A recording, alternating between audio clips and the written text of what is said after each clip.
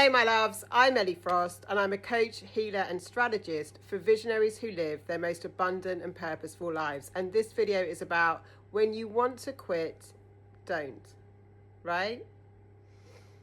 And I'm really talking to people who are on a mission, people who are kind of soul driven, who believe that they're here for a higher purpose or feel very aligned to, change their life in some meaningful way, right?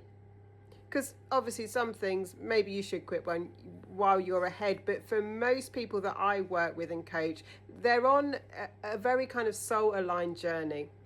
And this is a very challenging thing because, look, you may have come up against the same obstacle over and over again in your business, in your health, in your life, in your relationships. It can be so frustrating, right?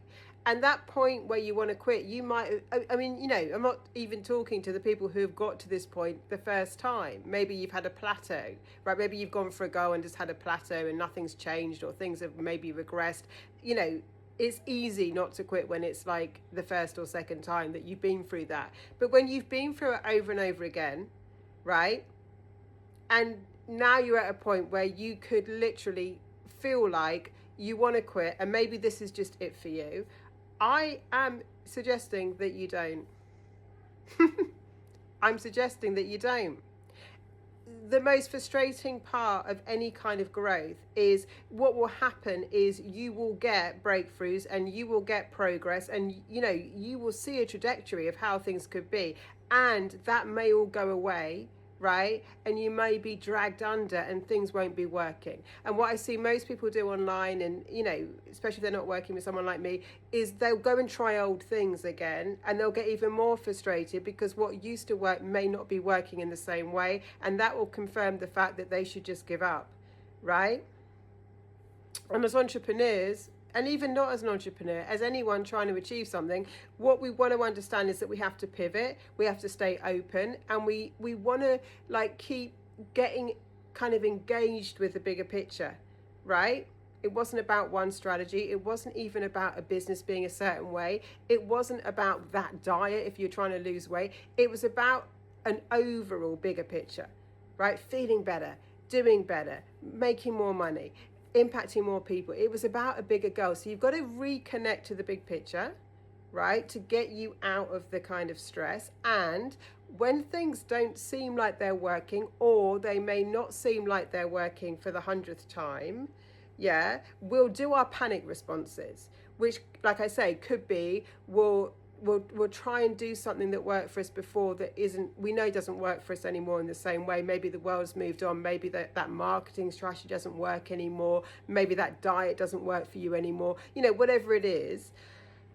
Or we'll throw money at it. And, obviously throwing money in ways that support your goals is often a very good idea. Throwing our resources in ways that support our progression, I recommend, right? You get what I call our team, our time, energy, attention, money. Where we put those four things in this world matters, right? Definitely put them in ways that support your vision. But just throwing money at something often doesn't necessarily solve the problem either. So we'll get even more frustrated because because the reason it doesn't always is because we might still be coming from the old energy when we do it. So you do need to put your resources, your time, energy, attention and money into making something work or supporting it to work. But if we do it from the old energy of I've got to fix this, it's broken, right? We're unlikely to be fueling it in alignment with what we want to experience, which is that this is working. So there's a bit of work we have to do in our energy to kind of break out of the cycle. And you may have had to break out of this cycle several times, right? Which is really frustrating. But when you want to quit is normally the time not to quit. It's not, because you're so emotionally charged, you're not thinking straight at that time. You're frustrated. When you're feeling really positive and happy and differently about things, if you want to quit then quit, right? That's what I'd say to my clients. When you're feeling really neutral about something or just in a really aligned space and maybe you've decided it's just not for you anymore. But when you're coming from a place of utter frustration, that's not the time to quit. That's the time to pivot. It's the time to change. It's the time to hold I teach my clients all the time how to hold tension, right? The most successful people, they can hold tension differently, right? We get to hold the tension and not flip into old patterns and old panic responses that get you the same result, the same frustration.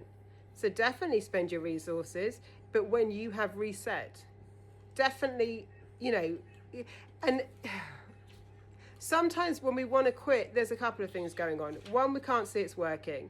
Two, we are frustrated with how long it's taking, right?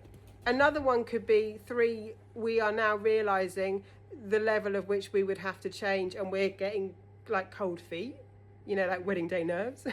We don't want to go into this new communion, right? It's too scary. So we're getting cold feet.